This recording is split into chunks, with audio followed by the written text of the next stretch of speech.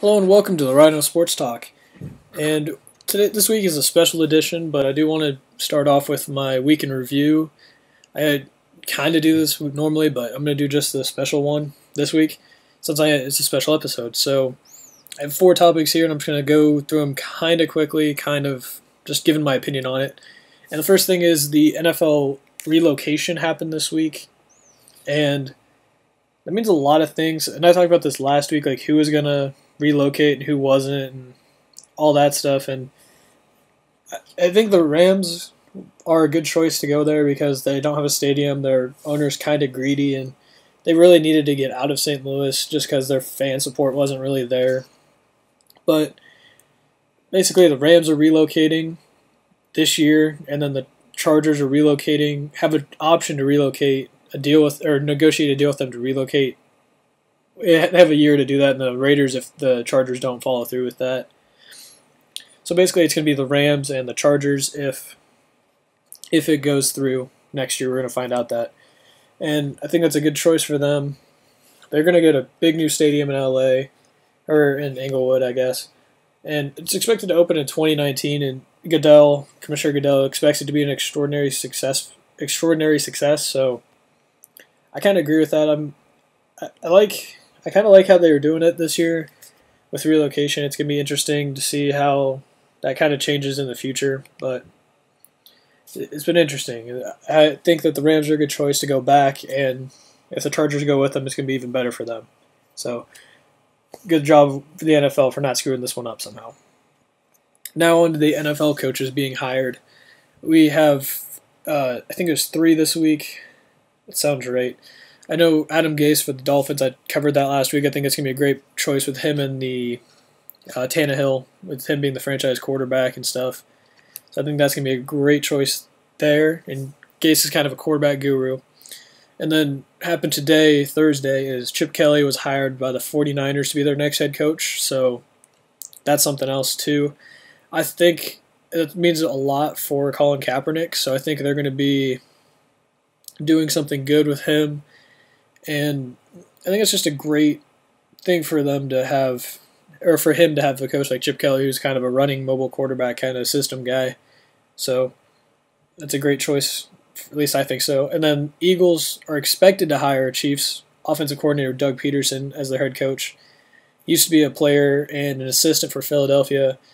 I don't really know much. I know that he's a really good offensive coordinator, basically because he kind of took over Alex Smith and made him a really good quarterback, and the offense he produces every year is really good. Chiefs always have a good offense, an efficient offense, but it's gonna be interesting to see what happens in the future. Like, are they gonna go over the top more, and like what kind of his offense for the Eagles is gonna be? That's gonna be the most interesting part there. And then a couple more coaches. Ben McAdoo was hired as the coach. He's the former offensive coordinator for the past 2 years, and he's hired as the coach of the Giants.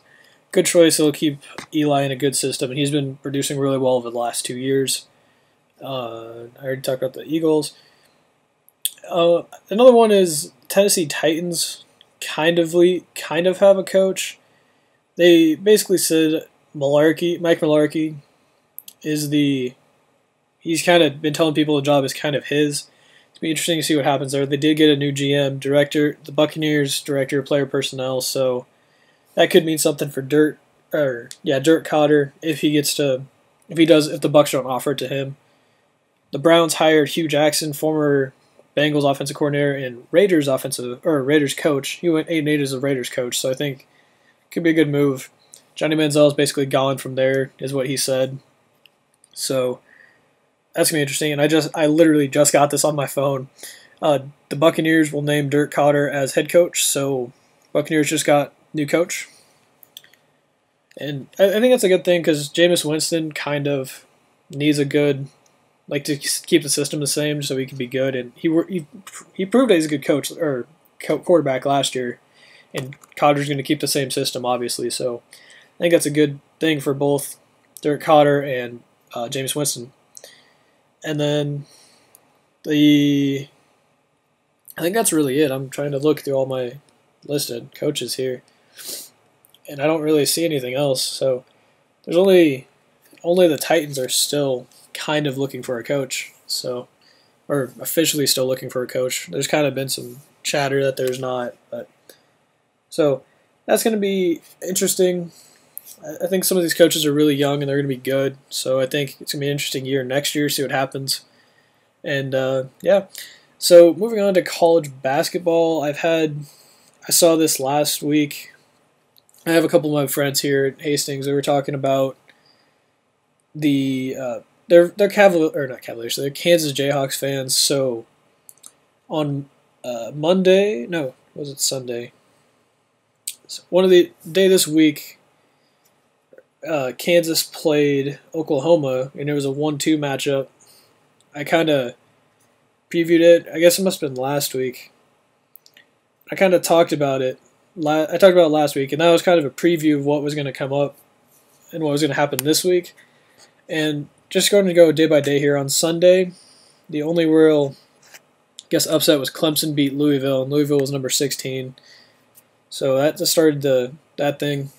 And then Clemson lost to Alabama in the college football championship, which I bring that up for a reason, which I'll talk about here in a moment. But on Tuesday, West Virginia, which is an 11 seed, which is number 11, beat Kansas 74-63. I thought that was really interesting because Kansas is the number 1 overall team in the nation, and they just beat Oklahoma, and then they lose to West Virginia. So I thought that was kind of interesting. I didn't get to watch the game. I was getting busy with some other stuff, and West Virginia kind of just did a press defense like they normally do, and kind of destroyed Kansas.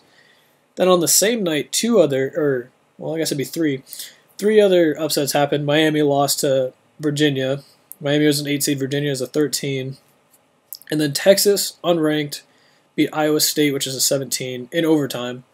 And then Michigan beat Maryland 70-67 with a game-winning 3. So that's 4 upsets in one day.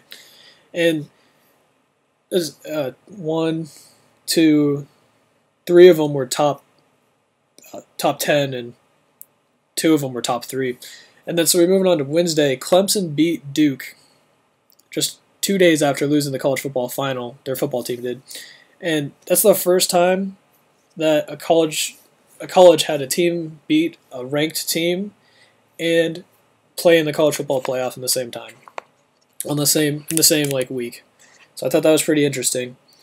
And that's really okay. South Carolina also lost to Alabama 73-50, and then Oklahoma State almost beat Oklahoma as well. And there's going to be some interesting games tonight. Iowa, Michigan State's going to be a good one. And then I'm looking ahead, and I don't really see OSU Maryland's going to be good. I don't really see any more upsets on the horizon. Maybe Clemson, Miami, because Clemson's on a kind of a hot streak right now.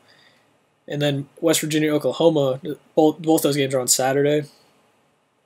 And then Sunday, don't really see a game on here.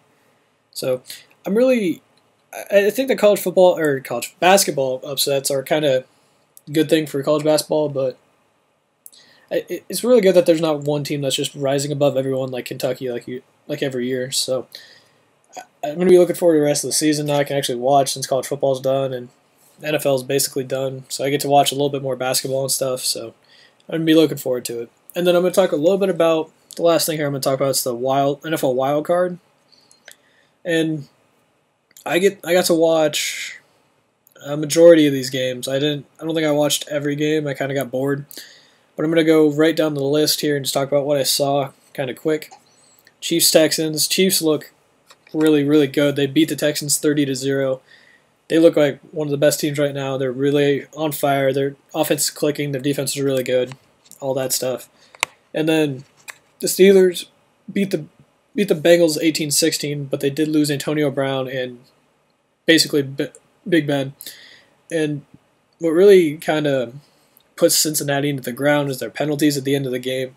I thought that was funny personally because they're really an undisciplined team and they don't really have a good coach and they always figure out a way to lose in the playoffs, so I thought it was funny. Seahawks-Vikings is the next one. That was the first game on Sunday. And what's really funny about this is Blair Walsh missed a 27-yarder after he scored his whole team's points. So you can't really blame him, but they had a lot of opportunities that they missed, and they should have won that game and beat the Seahawks, but I guess you never know. And then the last game of the week is Packers-Redskins. I thought Washington was going to win this game, or at least keep it really close, and they didn't. Kirk Cousins threw for over 300 yards again, and I guess it was just the defense was really good. I didn't get to watch this game, and I guess the defense was just really good and held them in the second half there. And the one thing I thought was kind of interesting is I was reading some stuff after the game, so just like reading up on it. People were saying that the rush game's back because Eddie Lacy's back, and I don't really see why.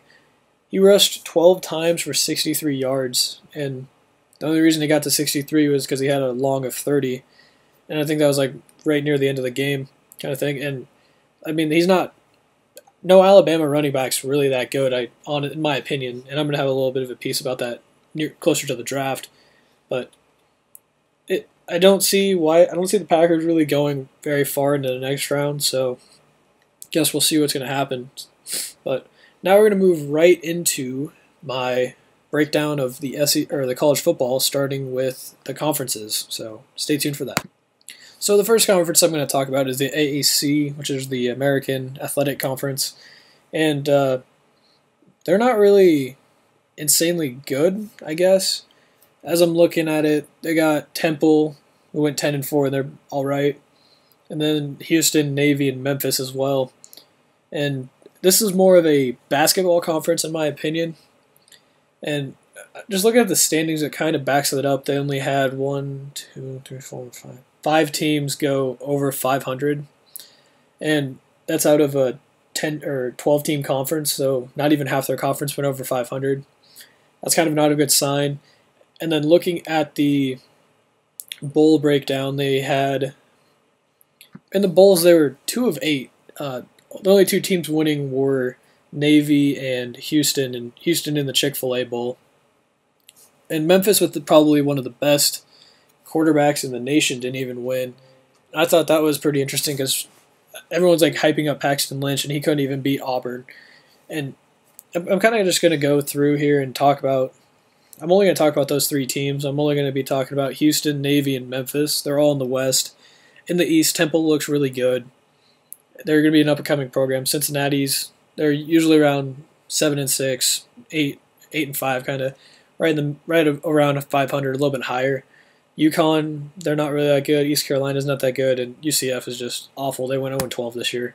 So with that, I'm going to talk a little bit more about let me finish. Tulsa is never that good. Tulane's not that good, and SMU went 2-12. So I think if they recruit a little bit better, which is going to be tough since they're not a big program, they might be able to do something. But also, it's just the AAC is not really that big and good recruiting schools. So I'm going to now talk about Houston, Navy, and Memphis. And I guess I'll start with Memphis because they kind of had a up and down kind of season. I mean, they won big when they needed to, and then they lost some games that they really shouldn't have. Like they beat Ole Miss, who was coming straight off the win against Alabama, so that was a big win for them. And they kept riding that hot streak until they ran into Navy when they were ranked 13, and then Navy beat them 45-20. Then they lost to Houston at back-to-back weeks, and then Temple, and then they blew out SMU. Then they made it to the Birmingham Bowl and played Auburn and lost. So I guess the biggest thing about Memphis is that they're an up-and-coming school, obviously. They had one of the best quarterbacks in the nation in Paxton Lynch. He's 6'7", huge arm, can run, Colin Kaepernick build, but seems to have a little bit better of a head on him, better football IQ. So I think that they're going to be, if he comes back, which I doubt he will. I think he's a senior actually, but I can't remember. I heard something that he's in the draft, so I don't think he's coming back. I think if their coach can keep recruiting and keep getting these really good quarterbacks and playmakers, they're going to be really good, and for a few years too, and not just like for a year or 2, but they're going to be good for a while. So that's my thoughts on Memphis, and now I'm going to talk about Navy. Navy is I think they're led by Keenan Reynolds. He was one of the best running quarterbacks of all time. He set the record. I think he had 89 touchdowns in his career for setting the record for career touchdown, kind of like career rushing touchdown record. He set that record, broke it, and then some other guy was breaking it at the same time, played the game before him, and then he broke it again. So I thought that was really cool. I know that was hard logic to follow, but it makes sense kind of. He had it, someone beat him, and then he had it back again. So, but Navy's not traditionally a big name, really good program. They hold their own against bigger schools, kind of. I mean, they lost to Notre Dame, who they should have. Notre Dame won 41-24. And then they're beating all the schools that they should. Like I mentioned before, they beat Memphis 45-20. And then the only thing that really kind of bothered me about the season is that they lost to Houston 52-31. That's kind of where Houston got their name, because they beat a top 15 school, and they got how they got into the Chick-fil-A Bowl basically is they got their whole repertoire and reputation from that game, and then they got their, I guess, like their, what would that be? I guess like their resume kind of got built from that game. So that's for a talking point in just a moment. But Army did beat Navy in the Army-Navy game. They won 21-17. And Keenan Reynolds, like I said, he broke the rushing touchdown record for a career. But he did a lot of stuff for them. He threw the ball well. He did all that. He's a great quarterback, and I think he's going to do well in the next level if he stays at quarterback or if he moves to halfback. And then lastly, they made it to the Military Bowl. They were the military selection out of that bowl. They played Pittsburgh, Pitt Panthers, and they won 48-28. I think Navy is a good school for the moment. They have a good head coach. Their coach is really good. He knows how to talk up their team, recruit. He knows a lot of stuff. He was a highly sought after candidate for the BYU job and a couple other jobs, and he didn't take him. He wants to build Navy up, and I think that's a great thing for them. I think they're going to have a really good year, and they're obviously built for the future if they can get a quarterback at Keenan Reynolds' level, which is hard to do, but they've obviously recruited Reynolds, so they know what to look for in the future quarterbacks. So I think Navy's going to be up there for at least another year. Maybe they're going to take a year off and get back into it, but it's going to be really interesting to see what happens there. Now moving on to Houston. Like I said, they weren't really ranked at all this year, but the first ranking showed up November 7th when they played Cincinnati, and they were ranked 25th. So I think Houston, I was kind of a sleeper on them. I didn't really think that they were really good coming out of the AAC, but they did manage to beat Louisville. They won that game 34-31, and that's a big deal because Louisville's a really good school every year. They got a new freshman quarterback who's going to be really good. I can't think of his name, but he's really good. I've seen him play, and he's got all the tools. He can run, he can throw, he's got all that stuff. I'm going to talk about that here in a minute. And looking through the schedule, Houston kind of held their own, went about their day with business and finished and won games they should have, and it kind of worries me that they kept Memphis this close, but obviously they were good. Houston's a good team, so they barely beat Memphis after they barely beat Cincinnati. Then the week after, they lose to UConn, who's, like I said, not a very good school, but they're more of a basketball school, but they're still pretty good. And then, like I mentioned before, they blew out Navy 52-31, so they figured out something within Case Keenum.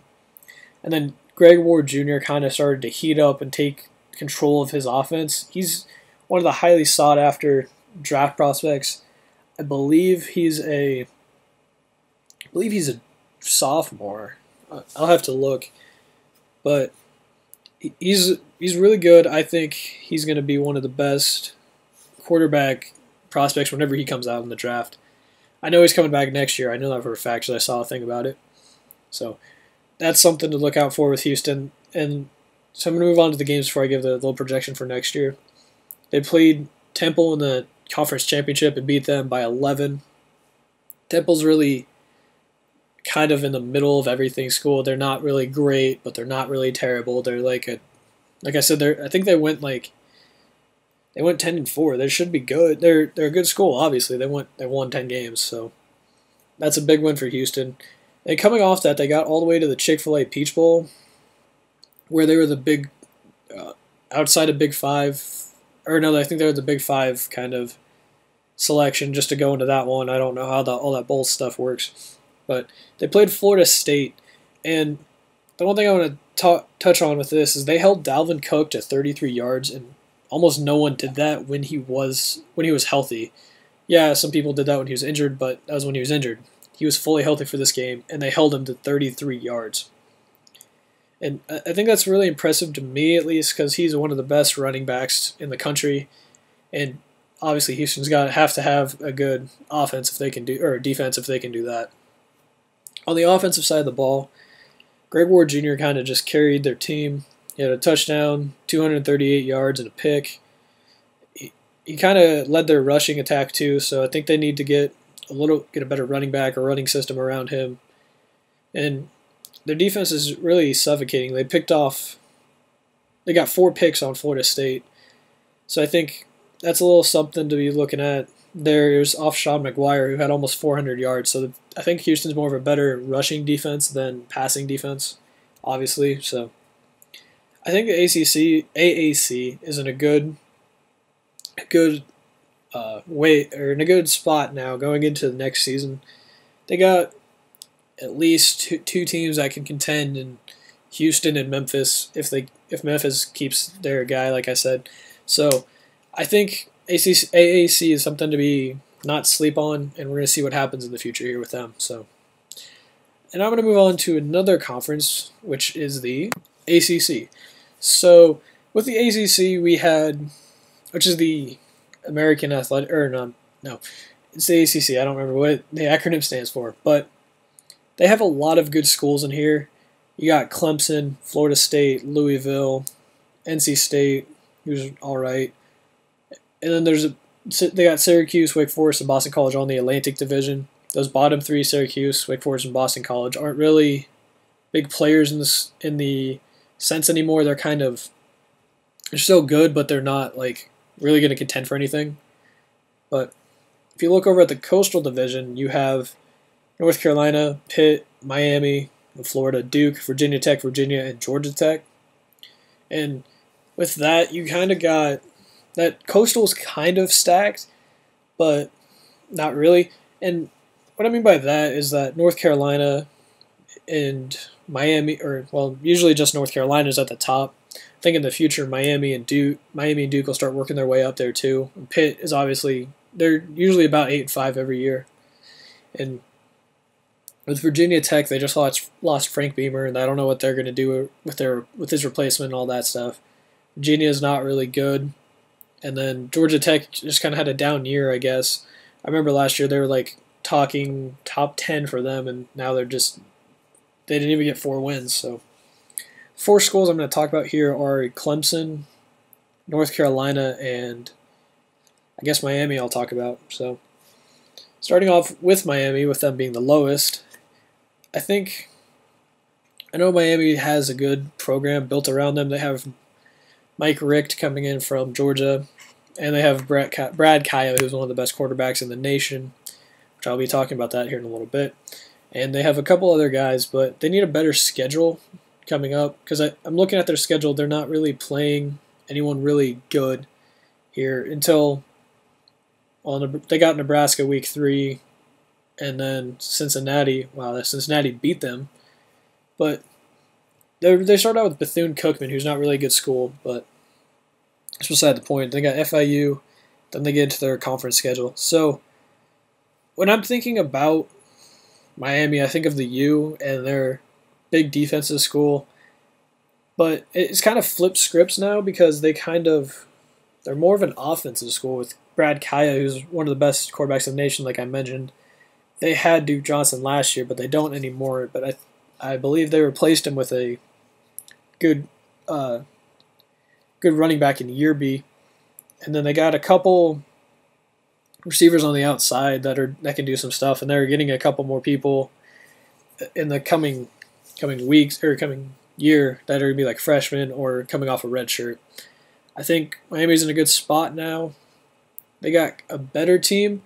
They're obviously not going to be able to compete with the higher up guys like Florida State or Clemson or North Carolina, but Miami is a good school. I think they're going to be set for the future, but I still think they're going to get blown out by North Carolina like they did this year. They lost 59-21, but they will beat the teams that they're supposed to, like Georgia Tech and Pitt and Virginia and Duke. At the moment, Duke might get better in the future. I think with their head coach being Cutcliffe, they're going to get a lot better. So it's going to be something to watch there.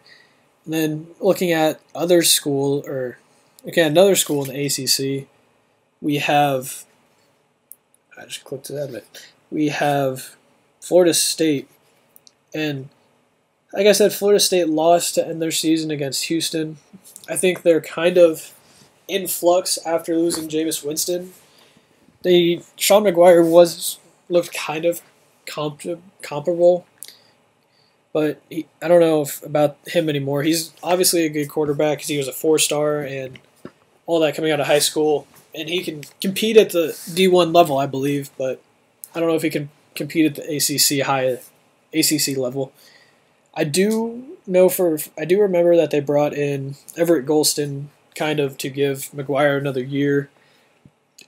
And then McGuire kind of showed out in the Houston game, kind of.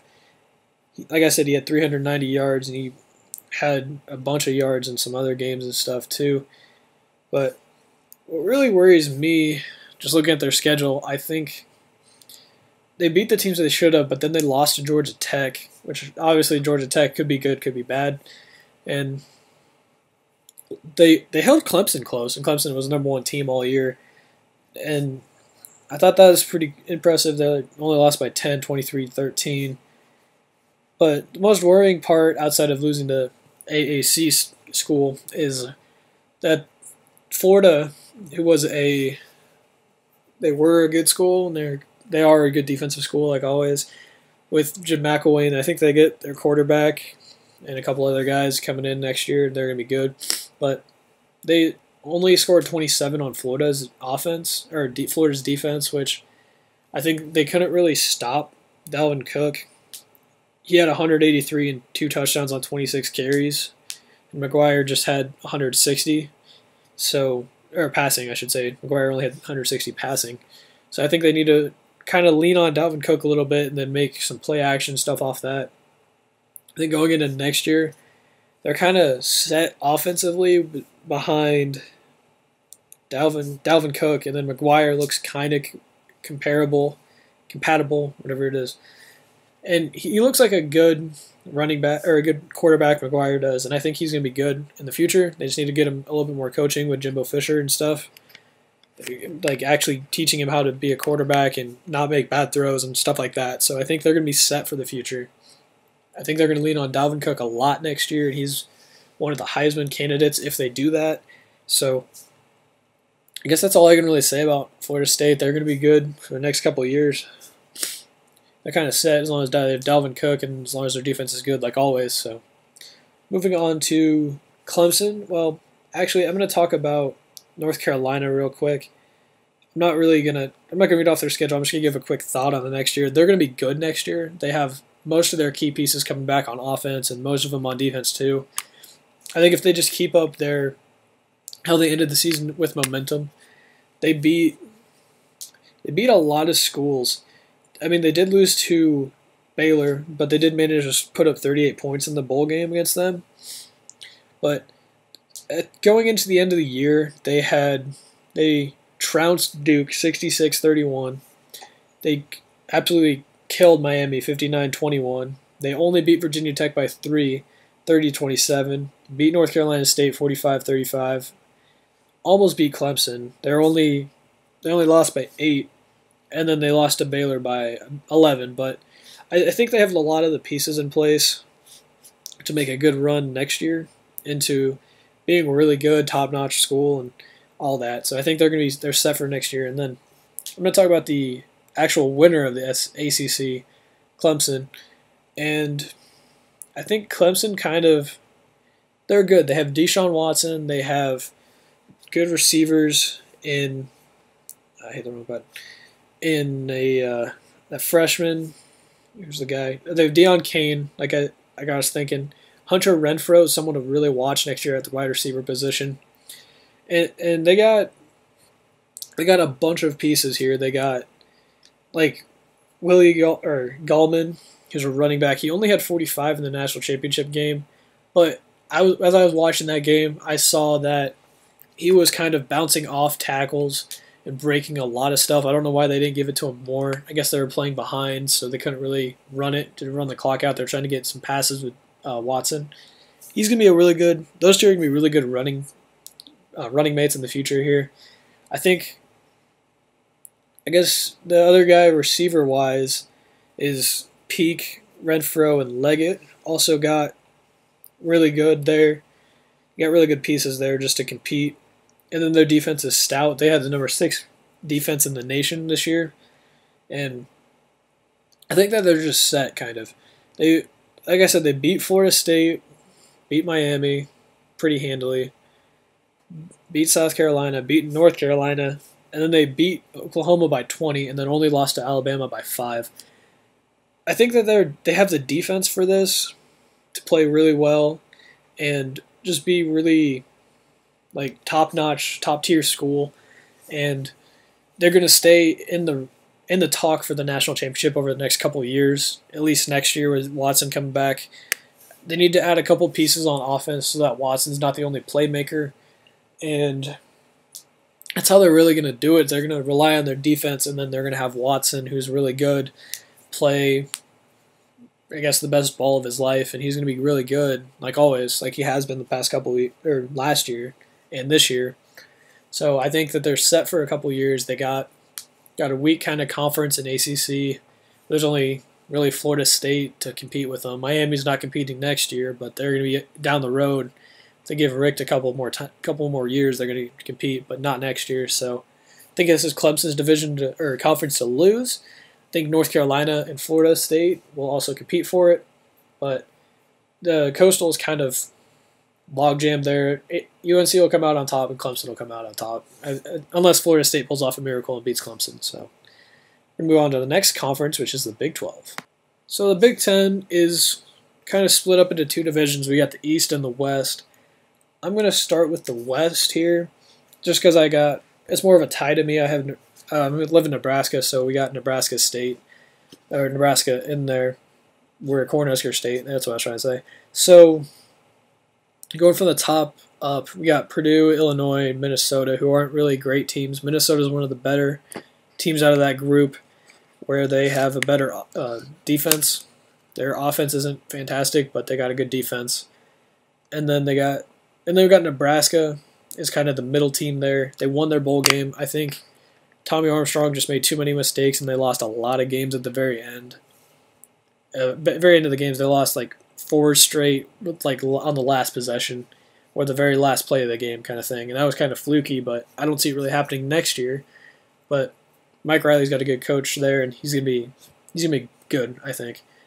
Wisconsin, Northwestern, and then Iowa are the top 3 teams in the Big 10 West. Wisconsin's always a perennially good team under their coach, and I think they have a good running system. They don't really produce really top flight running backs, but they got a good running back system, just like Alabama, where they just kind of plug and play, and they're gonna get like 1,000, 1,500 yards a year. And I think they're gonna be set for a couple years. They got Stave, who's pretty good. I think he might be a senior though. I can't remember, but their coach is a really good coach, so he's got good recruiter and all that stuff. Northwestern, perennially good defensive team. They beat Stanford early in the year, and I think that they're going to be up and coming. I don't remember who they played in the bowl here. They played Tennessee, and they lost by a lot. They need to fix their offense a lot. Their defense is really good, but their offense needs to be better. Their defense was top 15, or number 13, in fact, in the total defensive category, just yards allowed and stuff like that. So then we end up with Iowa, And I'm going to talk about Iowa here in just a moment. I'm going to talk about Iowa, Ohio State, and probably Michigan State. Those are the 3 teams I'm going to talk about out of this conference. So, moving on to the East, we got Maryland, Rutgers, and Indiana. Yeah, Indiana. Wow. Those 3 teams aren't really that good. They're more of a basketball teams.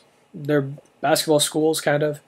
Indiana kind of showed up a little bit. They went 6-7, played pretty well. In my opinion, that's pretty good for them. I thought they would go like 2-10 or something like that. So it's pretty impressive for them. Then Rutgers went 4-8.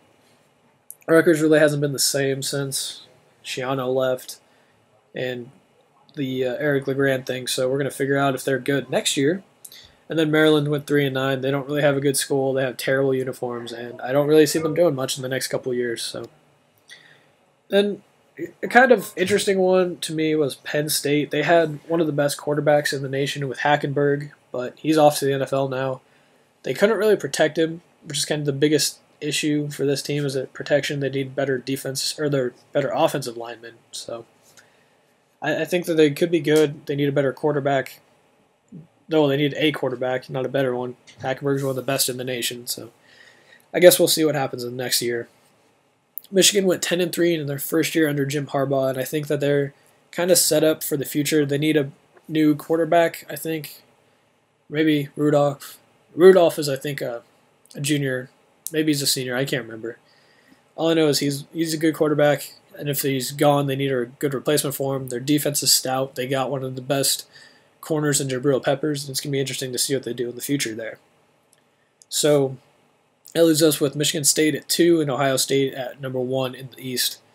And how I'm going to do this, I think, is I'm going to talk about Michigan State first. And Michigan State was kind of interesting to me. They're always in that hunt for top 3, like top of the nation kind of thing. They can't really put anyone away. And it's just really interesting because like they have one of the best quarterbacks in the nation with Connor Cook, and they couldn't really do anything behind him. I mean, yeah, they beat Oregon 31-28, but that was early in the year, and then they had a bunch of cupcake games before they played Michigan, and they only beat them by 4. And then Nebraska ended up beating him on a fluke play, kind of he stepped out of bounds thing. I was at a broadcast and couldn't watch it, so I don't know the whole details. I'm just going to not touch that. And then they barely beat Ohio State, which I think Ohio State wasn't really trying, I guess. So it's going to be interesting to see what happens next year with all new quarterbacks for Michigan State, if they can keep up the good work of Ohio State there. Then they beat Iowa, and then they lost to Alabama. And the only reason they lost to Alabama was because Alabama figured out that Michigan State doesn't really have corners, or like they're 3 deep on their defense isn't really that good. They have no real passing defense. So I think that Alabama kind of exploited that. But it also, the one thing that's kind of impressive to me is that they held Derrick Henry to only 75 yards on 20 attempts, and that's because that's the first real passing defense or rushing defense that he saw all year. And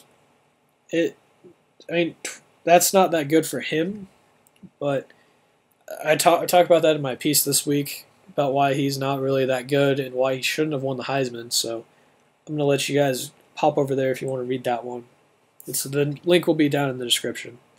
So now moving on to Iowa. My opinion is that Iowa really didn't do a whole lot. Yeah, they beat Illinois State, an FCS team. They beat Iowa State, a bad ACC team. They beat Pitt, who was an all-right team. They beat North Texas, who's an FCS team. They barely beat Wisconsin, who was 10 by a score of 10-6. And that game, I'm gonna highlight. Stave still had 200 yards on them. Their quarterback only had 77. It There's more they kind of rushed and like killed the clock the whole time. So I think that based on that game, it didn't really look like their offense was really clicking or anything. And near the end of the year, they did beat Northwestern, but Northwestern doesn't have an offense, so they can't. It's really easy to beat a team that doesn't have any offense. And then Maryland is not a good team. Indiana is not a good team. Minnesota is not a good team. Neither is Purdue. They beat Nebraska 28-20, but Nebraska, I think this was the game Armstrong had he had 4 picks this game, and if you kind of do that, you're kind of destined to lose. So I don't think that they're really gonna. I don't think like their quarterback Bethard. I don't know how to say it, but Bethard. So I'm gonna say it. He's not really insanely good. He's a game manager. He never topped 300 yards in a single game, but I think I said this all year long. They were kind of frauds, and I know a couple other big media heads. I mean, not saying that I am, but like ESPN and Fox Sports, like Colin Cowherd said that they're frauds because they never played anyone, and they really didn't. They should have lost to Nebraska, and then Michigan State beat them 16-13. But the time of possession is the biggest thing here, and Michigan State controlled it for like 40 minutes, just basically running the whole time, and they kind of controlled that. I mean, Iowa, who is averaging like 200 yards rushing or 300 yards rushing the whole season, they only got 52, and they were playing from behind most of the time, so they didn't really get that. Michigan State's one of the better teams in the league because they figured out Iowa, but Iowa's kind of a fraud here. And then I'm going to just talk about their bowl game real quick. Their quarterback Bethard had 239 yards, which is about right for him. And then Stanford kind of shut down the run on them. It looks like Iowa only had 48 yards rushing, but they were behind the whole game basically from the first pass play where McCaffrey got it and ran for 75 yards off the first play.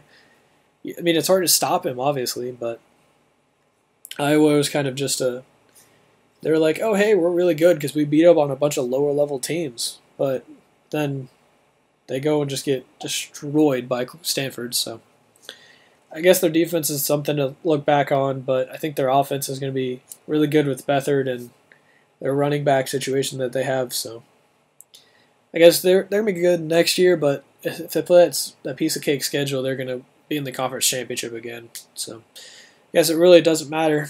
It depends on their schedule. So I'm going to move on to Ohio State quickly. Ohio State also played a somewhat easy schedule until they got to about a little bit into the second week of, or I guess it'd be third week of conference, is when they started to pick it up. And Ohio State really didn't look good at all this year because they were kind of coasting because they were just coming off the championship and all that stuff. And it kind of showed in their Michigan State loss, but it really doesn't matter what they did all year. They were kind of between JT Barrett and Cardale Jones. They couldn't really decide. They picked both of them, played both of them.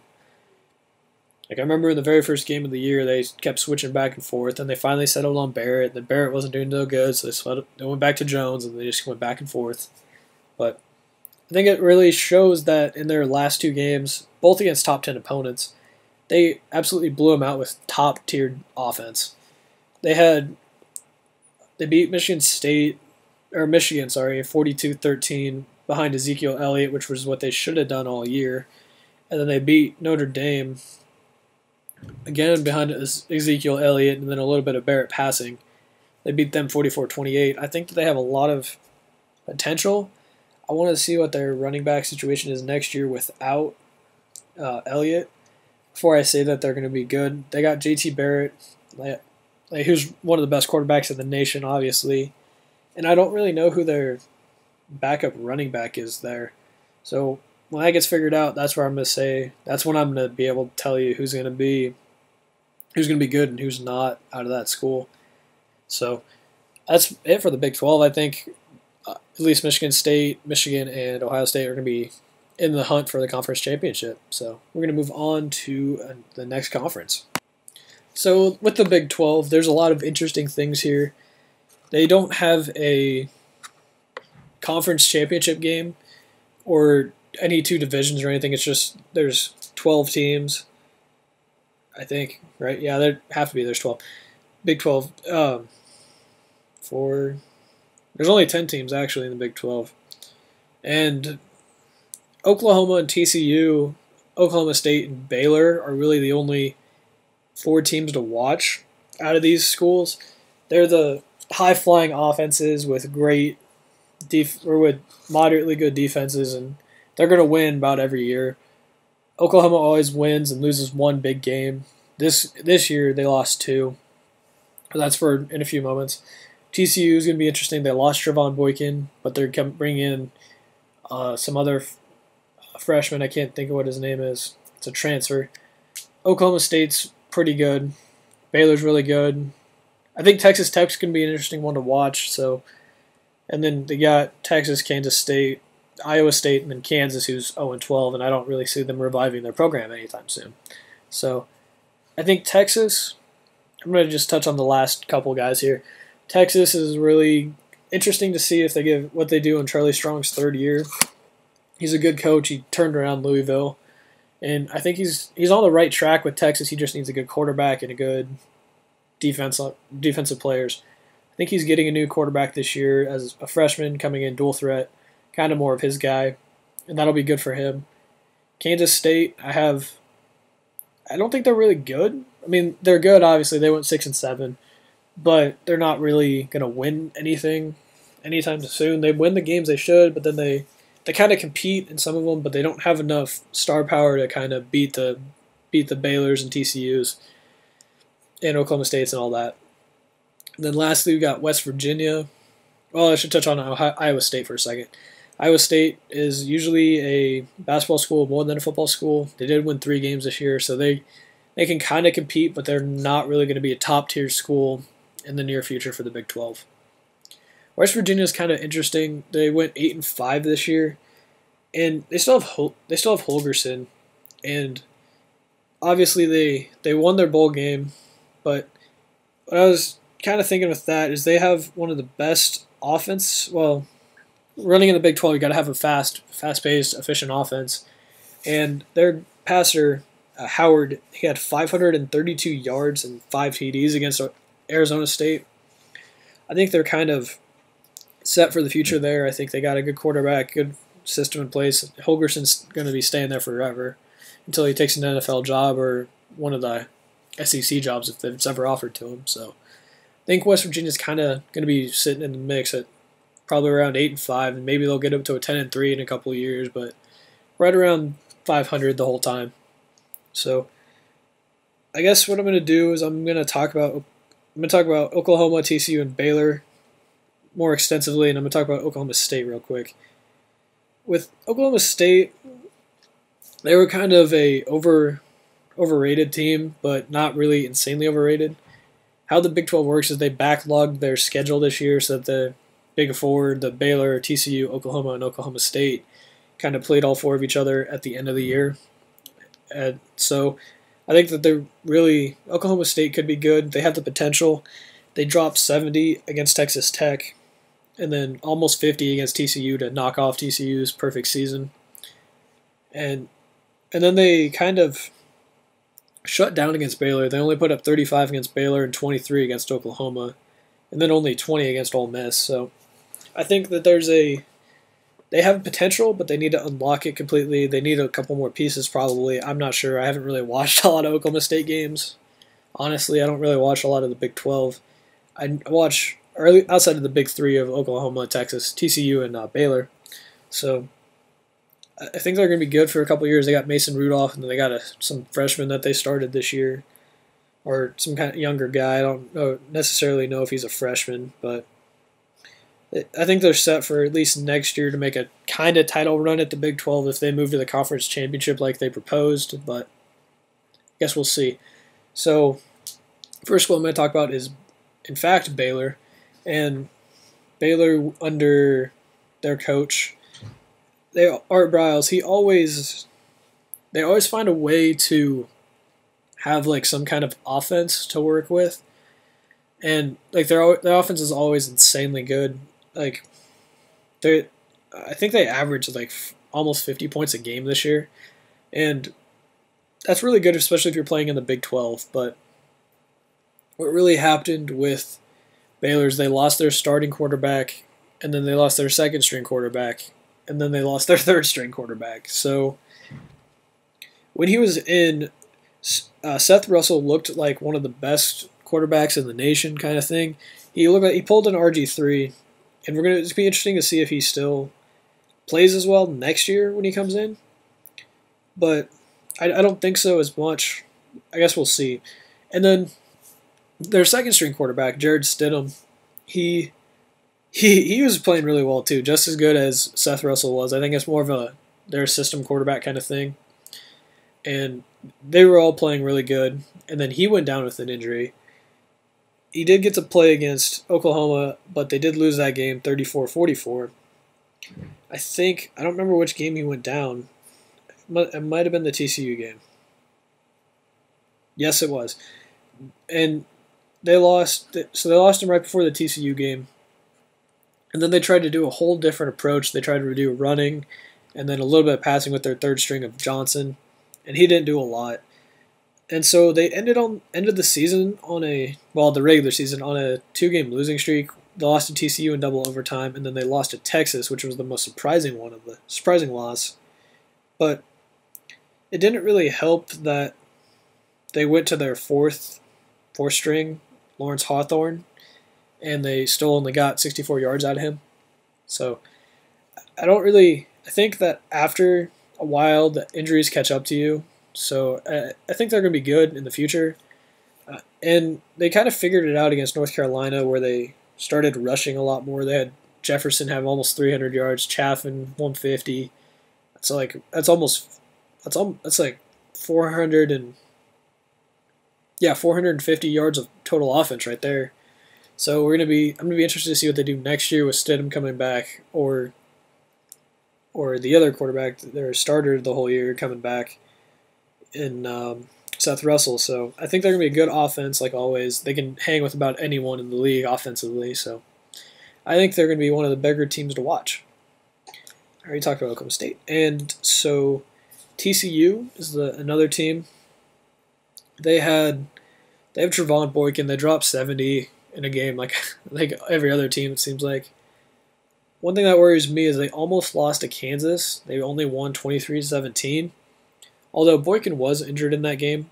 So I don't think he came back the whole season. They had a backup play against Oklahoma and they almost beat Oklahoma. They only lost by 1. Of course, like I said, Boykin played against in the Baylor game.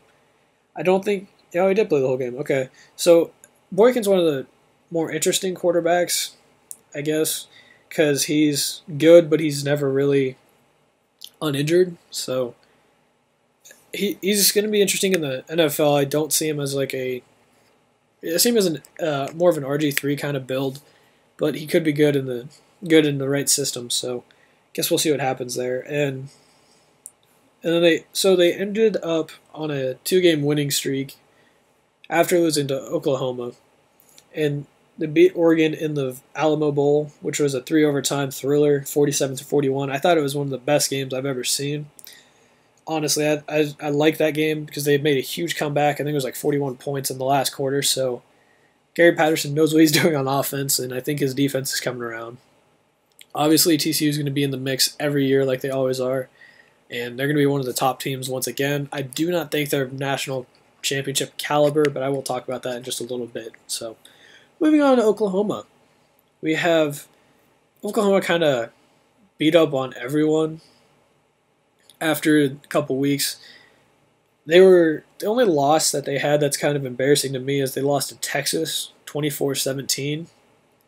And like I said before, Texas isn't really a great team, but the Big 12 is kind of different because you can beat about anyone. So, and then their second loss, it was the semifinal against Clemson, and it's kind of really hard. They had Baker Mayfield was a really good quarterback this year. He had 300 yards in that game, and he didn't really make mistakes at all. But they did lose in that game just because Watson's an exceptionally good quarterback, and they have Clemson has a stifling defense. So, like I said before, but I guess to finish up on Clemson here, they have a bright future ahead of them. They're going to win a lot of games. Oklahoma's going to win a lot of games. I think that they got the right quarterback in Mayfield. They got a couple guys coming in. They got Kyler Murray, I think, or maybe it's Kyle. One of the Texas A&M quarterbacks that transferred. They got both of them coming in, or one of them coming in. They did lose Trevor Knight to Texas A&M, which isn't really a big deal because they got Baker Mayfield, and then they got the new quarterback coming in too. So I don't really see them having much trouble in the future. They got a lot of playmakers with Sterling Shepard and their running back Ryno, and I can't think of the other one. But I think that they're set on offense. Their defense needs a little bit of work, but they're going to be good in the future, and they'll be top of the Big 12 and in the conference championship if they ever do it next year. So we're going to move on to next conference is the Pac-12, and I'm just going to say this real quick. I'm just going to talk about the Power 5, and that's the ACC, AAC, Big 10, Big 12, Pac-12, and the SEC. Well, I think it's the Big 5, which is everything but the AAC and then AEC because they were kind of a bigger conference this year. So with the Pac-12, you got Stanford, who is the best team, who won the conference championship. And then they're in the North. And going down the rest of the North, you got Oregon, who's perennially good. You got Washington State, Cal, Washington, Oregon State. Oregon State only won 2 games this year. That's kind of surprising to me. But I guess if you play your conference who's really good, someone's got to lose a game. So then looking at the South, you got Utah, USC, UCLA, Arizona State, Arizona, and then CU. That really hurts my heart because I love CU. They're my school. So that's kind of bad.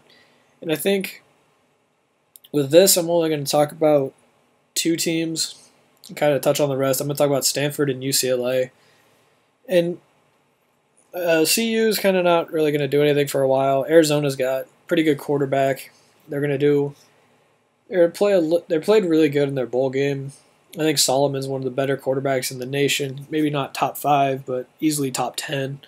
So I think they're set for a couple of years. They just got to perform around him, get some people around him that can be good.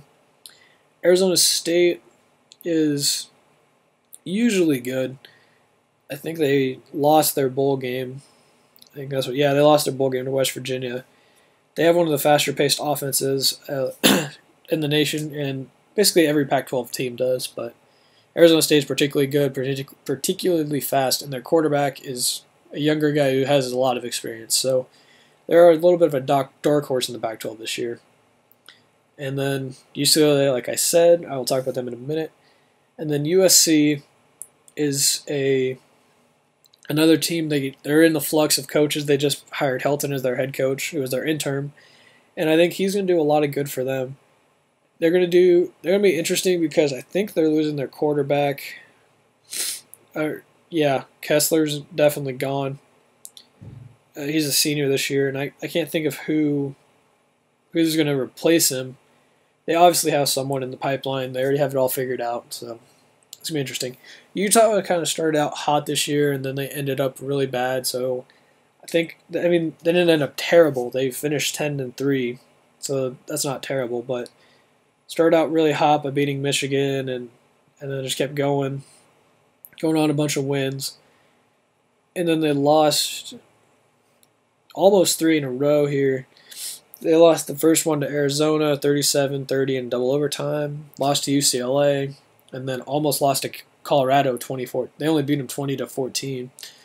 Then they beat BYU by 7 in a interesting game. But Utah did lose to the USC, so I think Utah's kind of set for the future. I don't really watch them. They're really fast paced. They have a good defense, so I think they're really good. Oregon State, not really that good. They went 2-10, so I don't see them doing much in the near future. They had basically a reshuffle of their whole team this past year, and they lost their head coach, so it's going to be another year of rebuilding for them. Washington looks interesting. They played really well a couple of games, but they have one of the top tier defenses as well. I think it's number 31, I want to say. I know it's at least top 50. And I think that they could beat about anyone, and they're just a good team. Cal is going to be an interesting one next year because they're losing Jared Goff, who is arguably the best quarterback in the nation this year. He had like 45 touchdown passes, 4,500 yards passing. Just he's a premium pocket passer, big arm, everything you want in a quarterback. And yeah, it's just gonna be interesting. I think Washington State, Mike Leach, they have a good offense like usual and a pretty good defense as well. So it's gonna be interesting to see what they do there. Oregon's losing both Lockie and Vernon Adams, but they got another transfer quarterback coming in. I don't really see them doing a lot. I mean, their quarterback's pretty good, but I don't see them like winning a bunch of games or anything. So, I mean, they're obviously gonna be like 9-4, but they're not gonna be top 25 material. So, moving on to the two teams I talked about, UCLA and Stanford. I'm gonna talk about UCLA first. Although they did lose their game to Nebraska, the bowl game to Nebraska, I think they have a bright future ahead of them. They did get destroyed by Stanford, but Stanford's more of an experienced team than UCLA, sorry. And they did beat Utah, like I said. They did lose to USC, who really, what this team is they're a bunch of young guys, and it really kind of shows. They lost their star in Miles Jack early in the season because he half got injured, kind of just quit because he didn't want to ruin his NFL chances. So, but that's his choice. I can't do anything about it. The only thing I could say is that wasn't really productive to the team or helpful to the team. So, Rosen, I think, is the best overall freshman in the nation. He was a true freshman this year and led this team to a 9-3 record, and he threw for like almost 300 yards or 400 yards a game. Threw for a bunch of yards, and he was accurate passer. He's really good. I think he's going to be really good at the next level. Honestly, I think he'll be good. I think UCLA is going to be good. They got a favorable schedule, and I mean with the Pac-12, they have enough pieces with him, and then Paul Perkins, who's only a sophomore or junior. I don't know if he's coming back, though, if he's a junior. And they got Walker. They got a bunch of guys here that can just catch the ball and do about anything with it. And Rosen likes to do more than just one read. So I think he's going to be a main piece of this team. And they're going to keep winning next year and be in the hunt for the Pac-12 championship, like easily next year, and probably for at least the year after too. So. Moving on to Stanford, after they lost their first game against Northwestern, they kind of got smart and, in my opinion, started giving it to the best player in the country, and Christian McCaffrey. You'll see it in my article. He didn't really play that much in the first two games, and then kind of just went off after that. So, if you haven't checked it out yet, go look at my article. That's on my blog. Link in the description to the blog. It'll be right on the front page. So. Speaking of Stanford, though, I'm going to get back to this. They beat a lot of schools pretty easily, and that's mostly because they had McCaffrey, like I said. But Kevin Hogan looked really good this year. He should be a late round pick, maybe 5th or 6th round, if not earlier. That's kind of the floor for him is 6th or 7th round. But McCaffrey's kind of the guy that just transcends the offense. He can run it, he can catch it, he can do about anything. He can return it. He does about everything for them, and he kind of won a couple games for these guys. I mean, obviously if they had someone else in there, like they have I think it's Barry Sanders Jr., but he's leaving after this year. But I think they don't really have anyone as energetic or as good as he is on this team, and I don't think anyone really is as good as him on this team or on any team. So I think Stanford's got a good chance of being really good next year. They need their quarterback to step up, play a little bit, to be at least at the level of Kevin Hogan. They don't have to be at the level of Luck or any of the past quarterbacks that they've had. So I think that they're going to be set for at least next year. And if McCaffrey, who is a true sophomore, decides to stay for another year into a senior year, I think they'll be set for 2 years, but that's really depending on what he does, if he decides to stay or not. So that's with that Pac-12, I think you got the two bigger names with Oregon and Stanford, and you got like Cal and UCLA, and you got all these big teams, and it's kind of a toss-up, but not. It kind of shakes itself out after the first week. Like first 2 weeks, it didn't look like Stanford. Stanford was 1-1, and they didn't look like a top 10 team because they didn't have McCaffrey doing anything. They're just like, oh, McCaffrey's there, cool. He's not really doing much, and then week after, boom, he hits 200 yards, and he's just breaking out everywhere. And I think that's what they need to do is just give the ball to McCaffrey, and that'll be how Stanford wins it. I think Oregon's not going to be as good. I think if you really look at it, it's going to be more of a Stanford, UCLA, at least next year. Maybe Arizona State can sneak in there if they get their quarterback situation and defensive situation right. Arizona, if they get their defensive situation right, it's going to be good. I think that it's really just going to boil down to Stanford and UCLA and whoever kind of wins that bloodbath. So I'm going to move on to the very last conference, which is the SEC, and then do a little bit of a roundup after that. So moving on to the SEC. So to begin with, I've heard this from Colin Cowherd before, and I kind of researched it and did a little thinking myself when I heard it. But the SEC really, they're good, obviously, because they're one of the top conferences, but that's more on kind of respect from the past.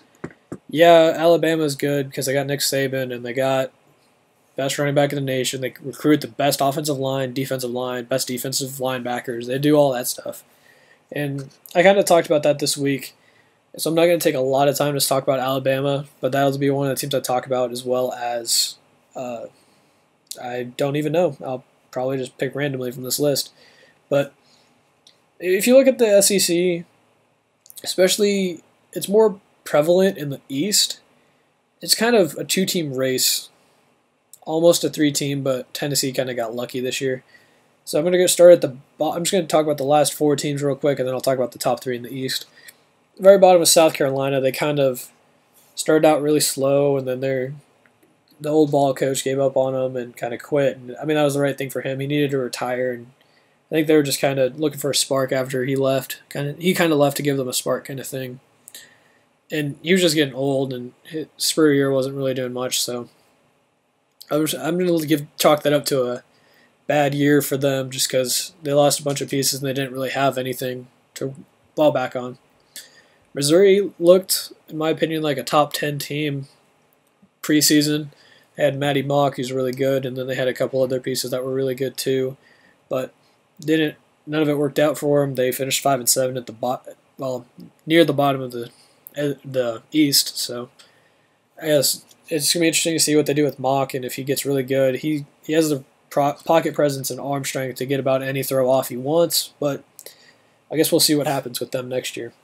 Vanderbilt, usually a bottom feeder, but they're only 3 to the bottom now, so I guess we'll see what happens with them next year. I don't think they recruited anyone big. And Kentucky was kind of they did a little bit better than last year. They got 2 wins better, and then they have a lot of recruits coming in and a lot of good pieces for the future. I don't think that they're top 3 level, but we'll see. Tennessee looked really good this year. They had a good team. Their quarterback situation was really good. I can't think of the guy's. Dobbs was the guy's name. He had like 6 touchdowns in the first game of the year. Or Tennessee in general actually had 6 touchdowns. But their offense was really good. I think their defense needs to step up work.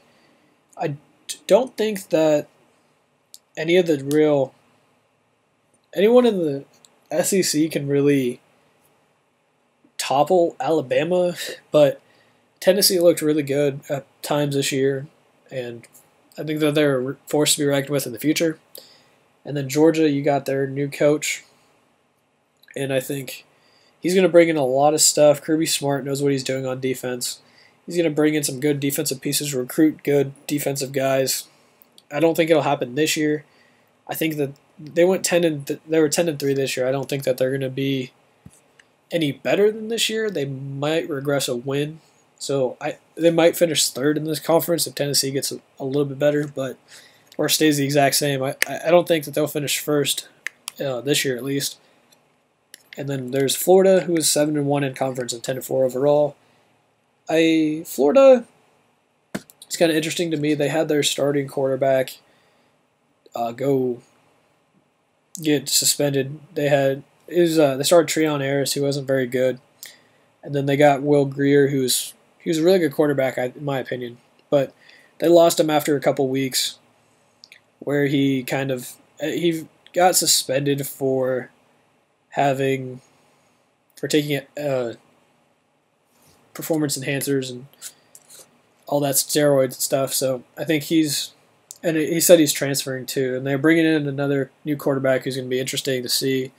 He's a freshman next year. He'll be a redshirt freshman, but it was really prevalent that Florida was really a kind of defensive-minded team the whole year. I mean, they won a couple games, but with their offense, but not really. They like I was saying, they barely beat Vanderbilt 9-7, and Vanderbilt's not that good. Florida only scored 20 on FAU, scored 2 against Florida State, and then they put up 15 in the SEC championship game. So that kind of just shows that. And their one of their touchdowns was a punt return, and the other one was a pass from Treon Harris. So they have a special team. The defense is really good, but their offense needs a lot of work for them to even contend next year. I think their defense will make them contend in the East because the East isn't very good, but it'll be interesting to see what happens. Moving on to the West, you got Auburn, Texas A&M, Mississippi State, and then Arkansas, and LSU as well. But Auburn's really not anything good. They have 2 good quarterbacks who are all right, but they're not insanely great. They're not great or elite.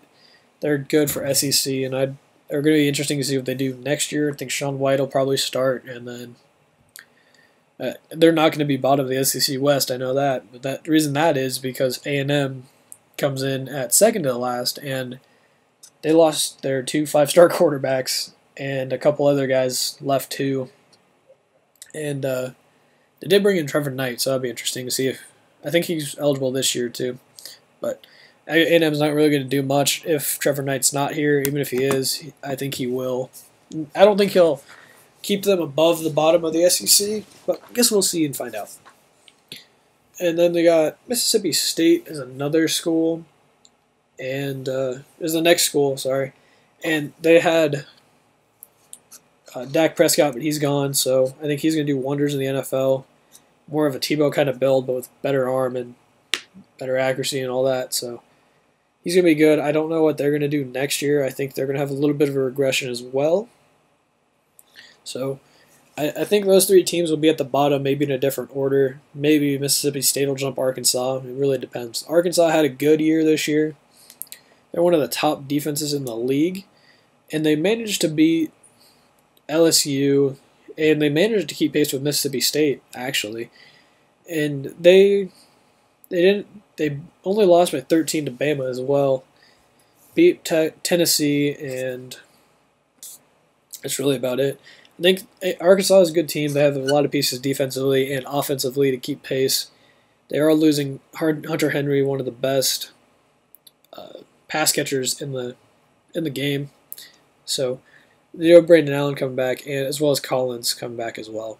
So there's going to be interesting to see what they do next year. There's going to be a lot of run offense and then maybe a little passing off of it, but I guess we'll see.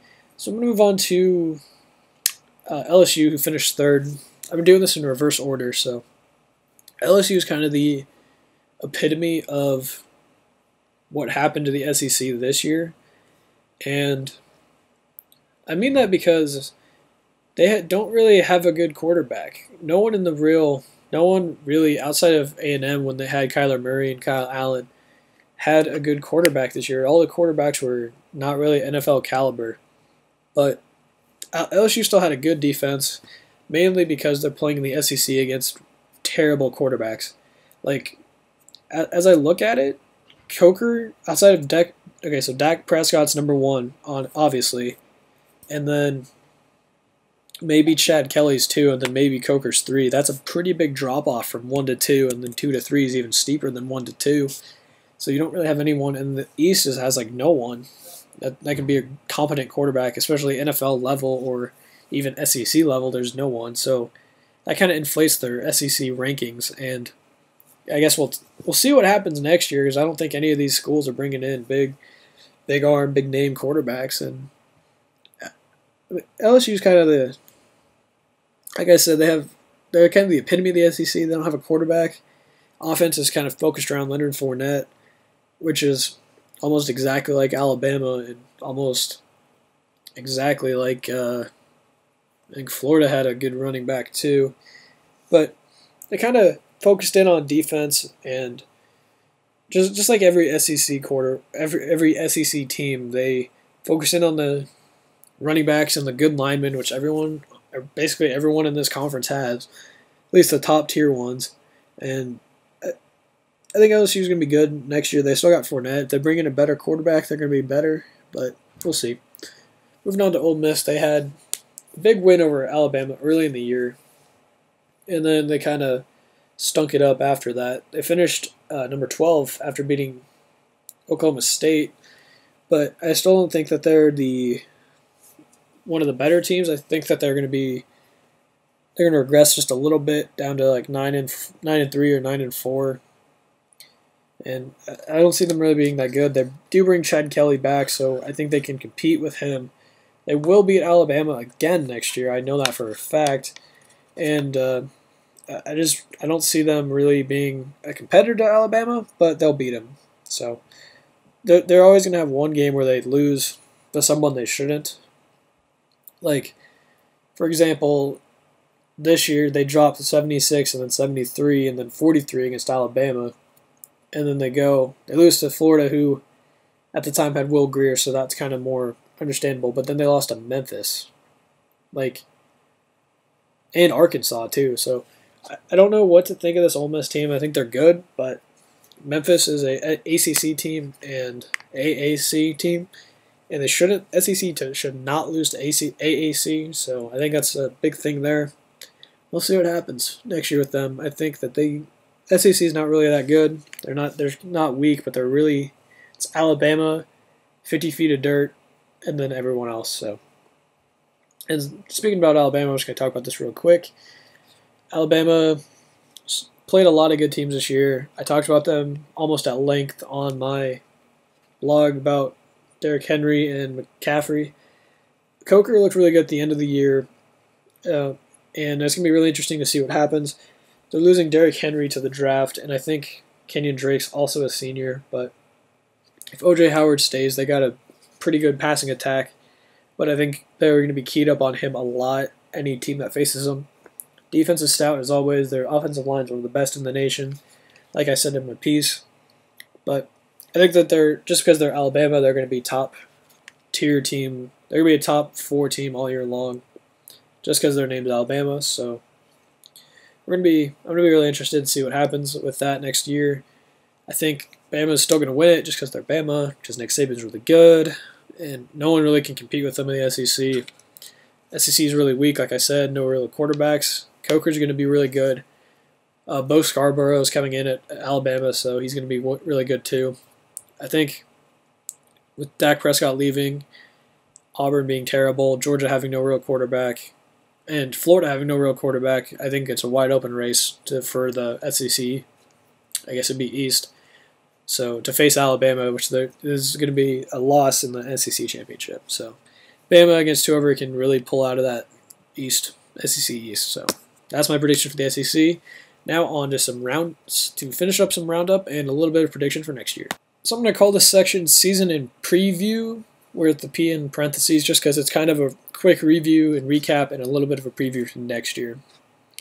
So the top 3 quarterbacks that I saw, in my opinion, and I'm going to do this for running backs as well, top one was Deshaun Watson.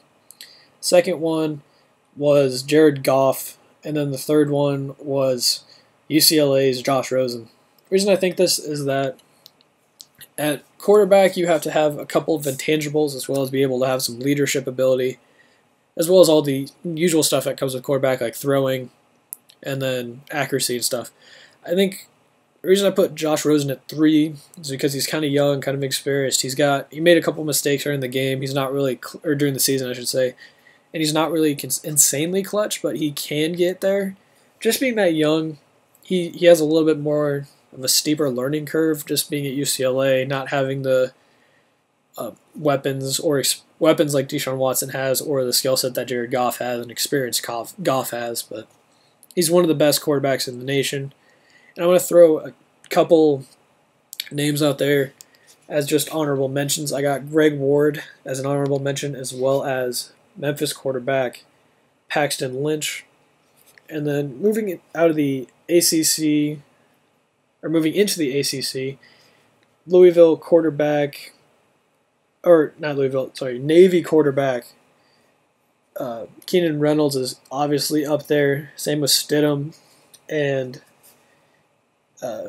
Seth Russell from Baylor. Louisville, we got Jackson. He's really good. He's a really young sophomore, or young freshman, sorry. And then I'd throw Baker Mayfield in that as well. I think Mayfield's the 4. So, like I said, I'm going to go back to my top 3 now. Josh Rosen, like I said, he's got the accuracy, he's got the arm strength, he's got the decision making. He just needs a little bit more maturity and ability to make the throw whenever it's needed. And he kind of just puts out the right kind of thing. He gives out the right vibe to the coaches. He knows what he's doing, and I think he's got a good coach system around him that he's going to be successful for at least next year, if not longer. Second was Jared Goff. This is in this current past year review, and I'm going to do more of a top 3 formal for next year before the season. And Jared Goff, I think, is the second best just because he's more of a pure pocket passer. He can throw it to about anyone. He had a couple weapons, and he averaged about like 400 yards a game, and he had like 45 touchdowns all year. And I think he's going to be good in the NFL. He's easily top 3 pick, if not number 1. He's going to be the first quarterback off the board, easily. I think he'll go to Cleveland most likely, which is going to be terrible for them, or terrible for him because Cleveland kind of kills quarterbacks. But I guess we'll see. And then, like I said, number 1 was Deshaun Watson. He's really good. I think he will be the number 1 pick whenever he decides to come out to the draft. He's got the dual threat ability. He had 4,000 yards passing, 1,000 yards rushing. Talked about it in my blog. He's one of the best quarterbacks in the nation. He's got the accuracy. He's got the arm strength. He can place the ball. He can run it. He knows when to pull it on a read option, all that stuff. So I think he's going to be one of the better guys to watch next year as well. And that kind of brings me into my Heisman talk, I guess. And the reason I'm bringing this in is because I'm going to talk about the top 3 running backs as well. I think Deshaun Watson gets in there as he gets into the conversation of Heisman for next year, but 2 other running backs kind of get in there too, and that's Leonard Fournette and Christian McCaffrey. They're both true sophomores this year, and they had great years. I talked about McCaffrey at length, and Fournette was the leading runner forever. He basically pulled the Derrick Henry, but was a year younger.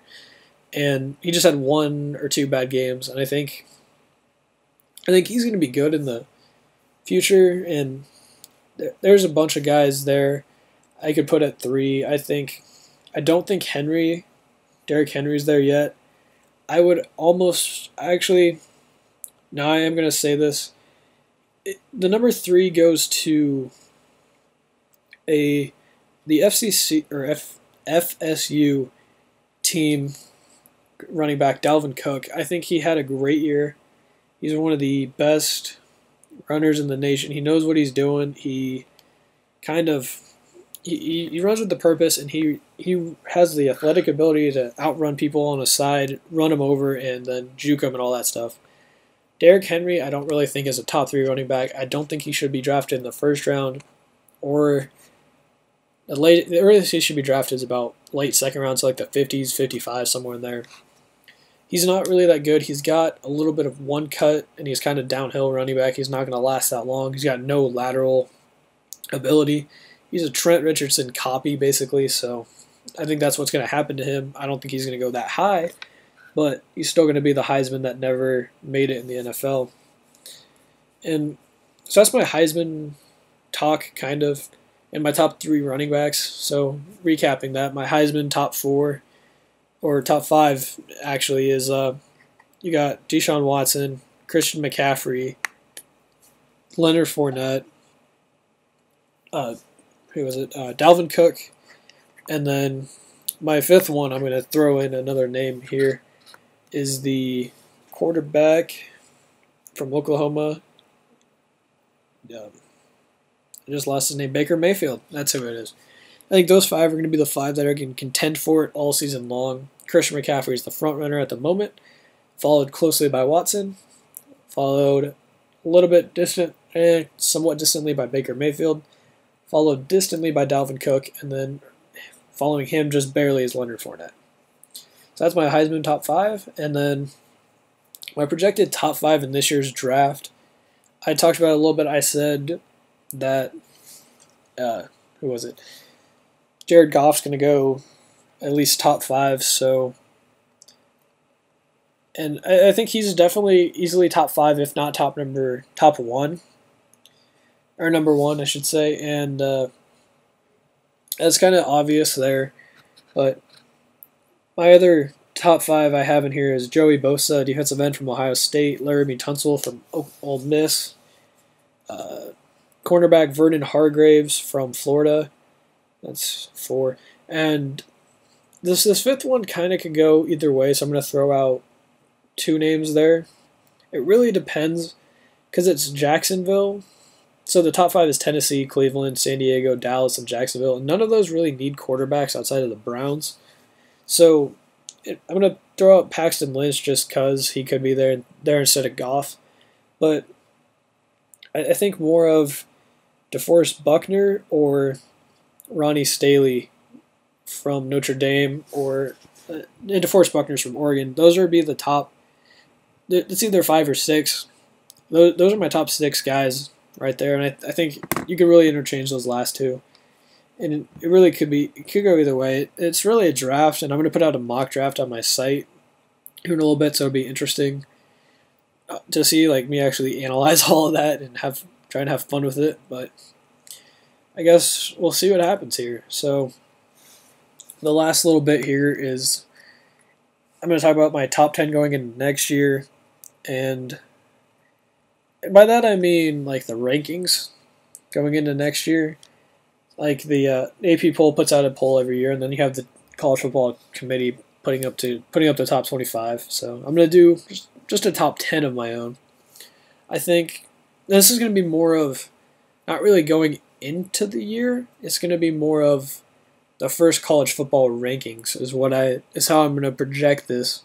I got Clemson, followed by Alabama, Stanford, Ohio State, Oklahoma, followed by Houston at number 6, followed by Ole Miss at 7, and then I think Baylor will be at 8, Michigan will be at 9. Oh, at number 8, I don't really know who could be here. There could be a lot of teams here. So number 10, I'm just going to throw Notre Dame in there at number 10. There's a couple other names in here like Florida State, North Carolina, LSU could be good. Oregon could be up there. Wisconsin, no, not quite. No. Florida might be up there as well. And I mean, there's just a lot of stuff that could happen between now and then too. But there's a lot of. I know I haven't really looked at 2016 schedule, but I know there's a lot of primetime matchups for first 2 weeks. So that'll really decide who's going to be top 10 after the first week. But that's my top 10. So. And if you're looking forward to next year's top 4, who are going to be in the playoff, and I'm going to call it right now, it'll be Clemson being the 1, Stanford being the 2, Alabama being the 3 seed, and then I don't really want to say Oklahoma, but it's either going to be Oklahoma or it's going to be an SEC team. I don't know who. I think the SEC just gets kind of overrated, but you know what? No, what I think I'm going to go Ohio State. Actually, I'm going to go Ohio State as the 4. So Clemson, Stanford, Alabama, and Ohio State are my top 4 college football playoff next year. So with that, I think I'm going to end this special edition. Hope you guys enjoyed it. I'm going to do it again for the NFL season, and kind of the same format. And I think that's it. If you guys haven't checked out my blog already, I put up a new piece about why McCaffrey should have been the Heisman, and I kind of talk about all three finalists, and it's just a good piece, I think, in my opinion. It's one of my best written, and I talk a lot about a lot of stuff and a lot of stats, but because I'm more of a stats guy. But hope you guys will enjoy that one, or enjoyed that one, and we'll hope you guys enjoyed this one too. This podcast. I'll be going back to a normal things to talk about next week, so look forward to that, and I'll give my predictions for the NFC and AFC championship. So have a good day, you guys.